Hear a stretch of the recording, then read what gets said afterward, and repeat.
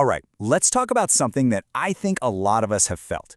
Do you ever feel like your spoken English is just stuck? You study, you learn the words, but the second it's time to actually speak, you just hit a wall. Well, today, we're going to talk about how to break right through that wall. And it's not about learning more stuff, it's about unlocking the English you already have. Let's start with a feeling that I bet is going to sound very familiar. Someone once said this, and it is just perfect. They said, "The English in my head is like a Ferrari, but when I speak, it's a car crash." Wow, I mean, what a powerful way to describe that feeling, right? You have these amazing, fast, brilliant thoughts in your head, but when they come out of your mouth, it just falls apart. I think so many of us can relate to that. Does it? That feeling, that, deep frustration of knowing exactly what you want to say, but the words just won't come out smoothly? If you're nodding your head right now, trust me, you are in the right place. And this really gets to the heart of it. The problem isn't that your English level is low. You probably understand tons of English. The real issue is that gap, that broken bridge between knowing the language and using the language. And our whole focus today is going to be on how we can fix that bridge. So, how do we get started? Well, our very first strategy is a huge, foundational shift in how we even think about learning. For so long, we've been told to learn how to speak from books. We're going to flip that completely upside down.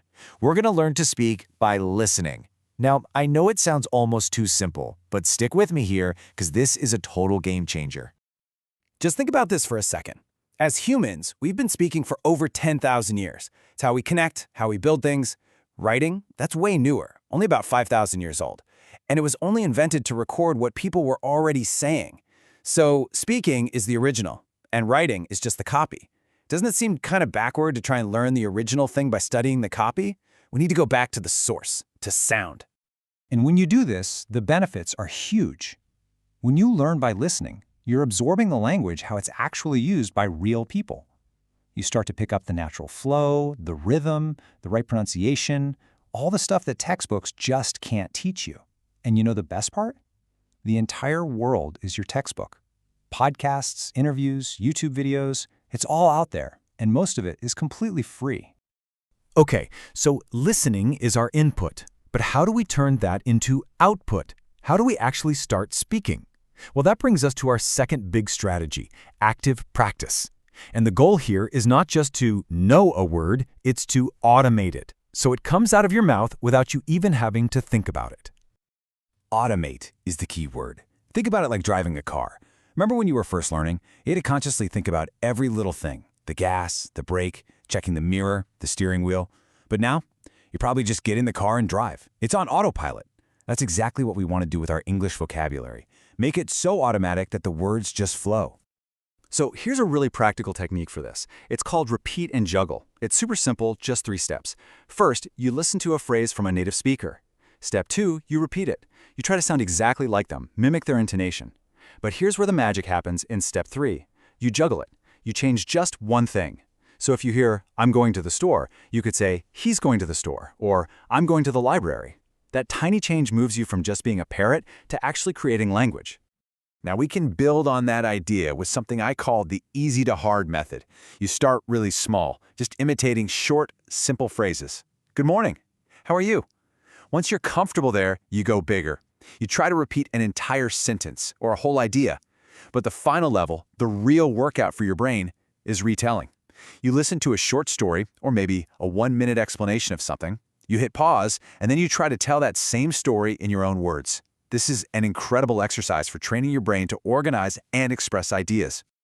All right, our next big strategy for really boosting your fluency is a mental one. We have to stop thinking word by word and start thinking in chunks. Let me give you an analogy. Learning English one word at a time is like trying to build a house by laying one single brick at a time. It's slow, it's painful, and it's really hard to see the final structure when you're working that way. But what if you learned in chunks? Groups of words that naturally go together. All of a sudden, it's like you're building with entire pre-made walls. It's way faster, the structure is stronger, and the end result actually looks like a house.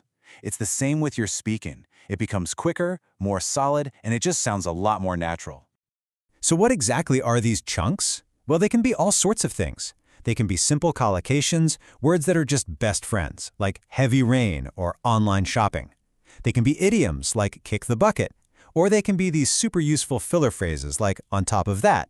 The key is you learn these phrases as one single unit, one vocabulary item. That way, when you need it, your brain doesn't have to build it from scratch. It just grabs the whole chunk at once. Okay, so we've got the listening strategy, we've got the practice techniques, but we all know that none of that matters if we don't deal with the biggest barrier of all, fear. Our final strategy is all about psychology. It's about how to unlock real, lasting confidence by stepping outside of your comfort bubble. Look, the classroom is a wonderful and necessary thing. It's a safe bubble. The teacher is patient, they speak slowly, they correct your mistakes gently. But the real world, it's not like that at all, is it? It's fast, it's messy, people speak at full speed, and honestly, there's no mercy. If we want to be confident out there, we have to train for the real world, not just for the classroom. And this is where that training happens. We spend a lot of our time here, in the comfort zone, watching movies, reading a book, and that's fine. It's important. But all the real improvement, all the growth, happens out here, in the growth zone. This is where you do the stuff that feels a little scary, recording your own voice and playing it back, talking to a stranger. That feeling of discomfort, that's not a bad sign. That is the feeling of your confidence actually being built.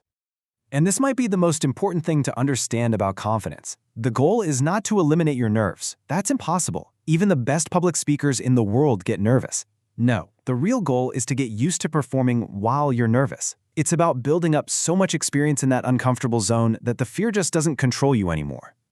So, let's make this real, because talking about this stuff is great, but it's useless without action. So I'm going to leave you with this one question. What's the first, small, slightly uncomfortable step you are going to take today to put all this into practice? Maybe it's just recording a 30-second voice memo on your phone. Maybe it's asking a tourist for the time. Whatever it is, just go do it, because that's where the real journey begins.